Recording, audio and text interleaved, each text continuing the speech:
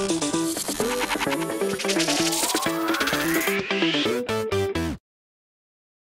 does running back Mike Davis fit in with the Chicago Bears? What's up, guys? I'm back with some more Bears news, some more Bears analysis. And before I begin, I have to say welcome to all of my new subscribers. We gained a ton of subscribers in the past couple days, so welcome to all of you guys. We're almost at 5K. We might be by the time I post this. And I'll be trying to fill in the gap between now and the beginning of the NFL season as best as I can, giving you guys as much Bears content as I possibly can. So today I have an analysis video, and I was going to post this after the signing initially happened, but I didn't have time last week, so I figured I might, wait a little bit and actually make the video a little bit better, more analytical. So here I am, and we're going to grade and, pretty much break down how Mike Davis will fit in with the Chicago Bears. So in case you guys missed it, the Chicago Bears last week, we signed running back Mike Davis from the Seattle Seahawks to a 2-year deal worth only $6 million, so a pretty cheap contract. Now, Mike Davis, he has not really had a shot to be a starting running back at this point in his career. He's definitely had some opportunities here and there, but he's never had a good, consistent role on any team that he's been on until last year, really. So let's start with the beginning of his career. So he was drafted by the San Francisco 49ers in the 4th round of the 2015 draft. He really saw no action his first season. He only had, 58 rushing yards on 35 carries, 7 passes for 38 yards, so nothing special. And even the next year, the 49ers didn't really use him that much.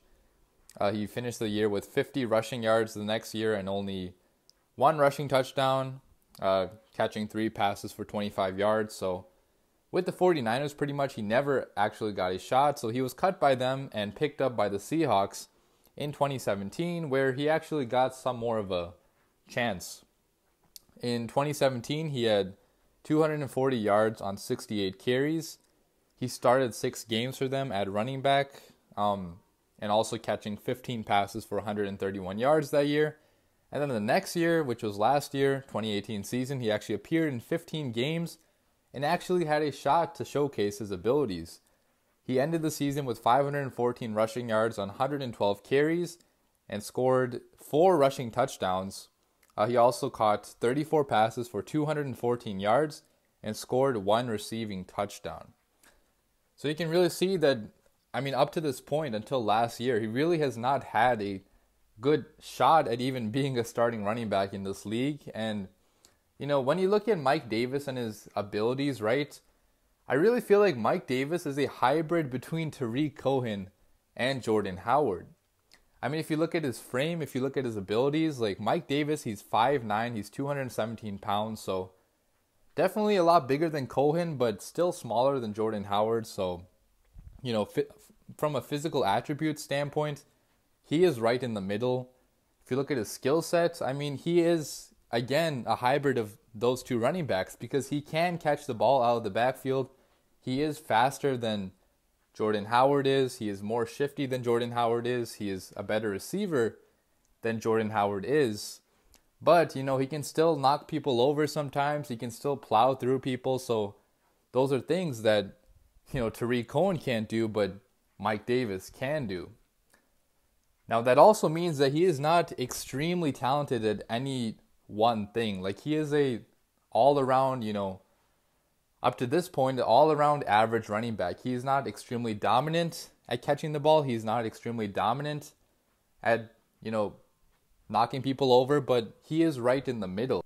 Now, the fact that Mike Davis is good at a lot of different things, but not overly dominant at any one of them, that's not necessarily a bad thing because in Matt Nagy's offense, right, you have to be very versatile if you are a running back.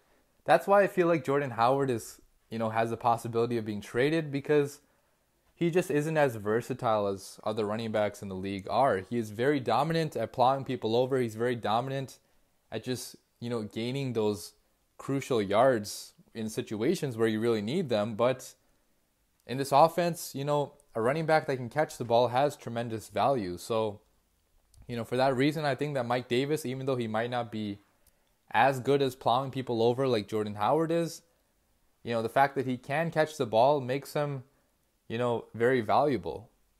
one thing that I'm very sure about, no matter if Jordan Howard is traded or if he stays or if we draft a running back, no matter what happens with the running backs, right?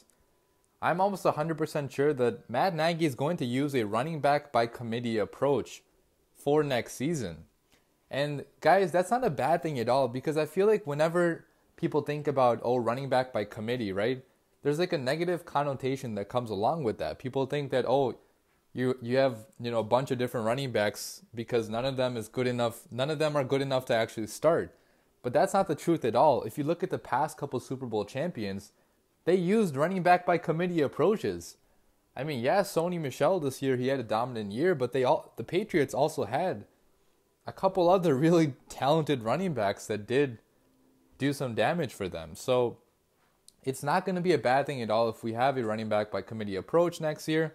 I think it's a strong possibility that Matt Nagy is just going to ride the hot hand. If Jordan Howard or whoever our main running back is next year, if he's having a very dominant game, then he's going to ride with them. If Cohen is having a very dominant game, then he'll ride with him.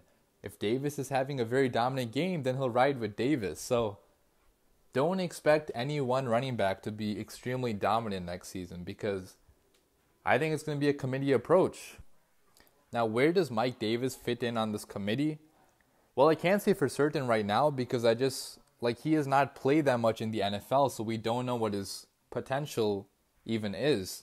But, based on what I'm thinking right now, I think he's going to be used on certain downs. Like, I feel like on 3rd and short, right, he's going to have tremendous value because you don't know what's going to happen. He's going to bring an element of mystery to this offense. On 3rd and short, when we had Jordan Howard, you already knew it was going to be a run straight up the middle.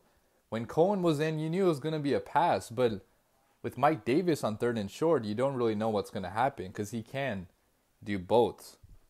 So that's definitely one place that he can be used. But I mean, I really don't know what else to think of him, because he could end up being a very big part of this offense, but he could also be seldom used. So right now I'm thinking that he will only be used on certain downs.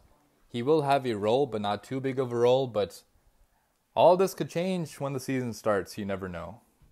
Now, what do I grade this signing? I'll give it a solid B+, because even though it's not going to help us win a Super Bowl, probably, this won't be the one move that would put us over the top for a Super Bowl, it's still a very solid move because it's such a low-risk signing, only $6 million over 2 years, and we're taking a chance on a guy that has flashed some potential in the NFL. So if this actually works out, it could end up being a tremendous value signing.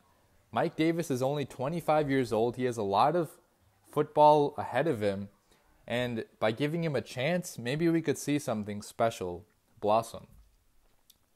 So that is all I have for you today. Let me know what you guys think about this in the comments down below, and bear down.